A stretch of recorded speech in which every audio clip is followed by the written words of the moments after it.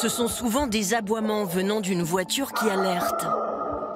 À l'intérieur, des chiens enfermés dans des coffres ou dans des cages. Parfois même muselés, ils ne peuvent ni bouger ni boire. Ce sont des chiens de vigile qui servent à surveiller des chantiers, des parkings ou des gares et qui se retrouvent parfois maltraités. Ouais, j'ai vu combien de mecs regardent ses côtes et tout. Putain. Par leur propre maître. Les premiers à dénoncer ces faits sont ceux qui exercent correctement ce métier. Pour eux, le respect de l'animal en est la base. En formation, ces futurs vigiles considèrent tous leurs chiens comme des partenaires de travail et des compagnons de vie. J'imagine un être humain enfermé dans un coffre et sortir que pour travailler, enfin, c'est un peu compliqué en fait. C'est des gens qui ne devraient pas exercer, c'est des gens qui ne devraient pas avoir d'animaux déjà en leur possession parce que ils n'aiment pas leurs chiens, ça c'est clair. Il arrive que les policiers tombent par hasard sur des cas de maltraitance. Dans ce commissariat de région parisienne, la police vient d'arrêter cet homme qui porte un t-shirt bleu pour une infraction routière. Mais des aboiements provenaient de son coffre. Il accepte de l'ouvrir et sort d'abord un Rottweiler. Le deuxième chien, lui, est enfermé dans une cage. Comment il s'appelle?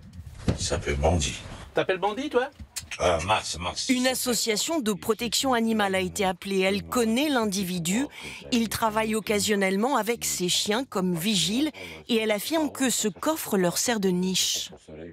On est au minimum sur une privation de soins. C'est un chien qu'on voit bien qui vit dans un véhicule. Aujourd'hui, il faisait très chaud.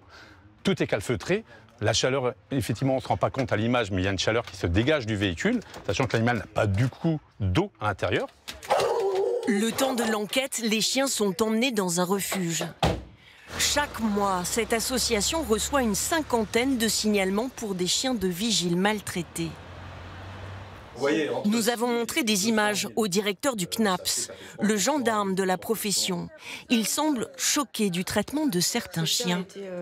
C'est évidemment inacceptable quand on voit ça. Ce qu'il faut simplement, c'est de leur retirer leur carte. Ils n'ont rien à faire dans la sécurité privée. Il faut renforcer notre réseau avec les associations de protection animale et les commissariats et les gendarmeries pour essayer le plus possible d'écarter ces gens-là.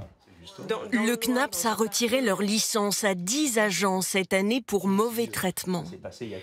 Pour Maya, 10 ans, le calvaire est fini. Sauvée par une association, elle a retrouvé confiance en l'homme et peut enfin courir et jouer comme n'importe quel chien.